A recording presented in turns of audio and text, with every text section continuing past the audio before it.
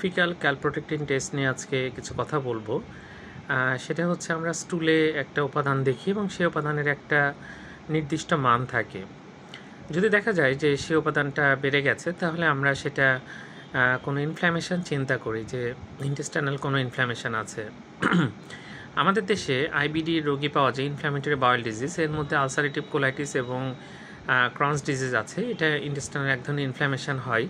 তো faecal ক্যালপ্রোটেক্টিন test যদি আমরা করি এবং এটা দেখি যে মানটা স্বাভাবিক মাত্রার থেকে বেশি আছে, তখন আমরা ইন্টেস্টিনালে যে ইনফেকশান আছে, ইন্টেস্টিনাল ইনফেকশান এবং বিশেষ করে ক্রনস ডিজিজ, আলসারেটিভ কোলাইটিস, এই অসুখগুলো আমরা সন্দেহ করে থাকি। আইবিএস একটা রোগ, যদিও আইবিএসে ব্লাড যায় না, কিন্তু ইনফ্ল্যামেটরি বাউল ডিজিজ যেগুলো আছে সেখানে ব্লাড যেতে পারে স্টুলের সাথে। তো তারপরেও এটা আমরা আলাদা করার জন্য এই টেস্টটা করে থাকি, ফিকাল ক্যালপ্রোটেক্টিন টেস্ট। যাকে এটা ডাক্তারে দিলে করে দেখতে হবে যে আপনার ইন্টেস্টাইনে কোনো ইনফ্ল্যামেশনের অস্তিত্ব আছে কিনা। ধন্যবাদ সবাইকে।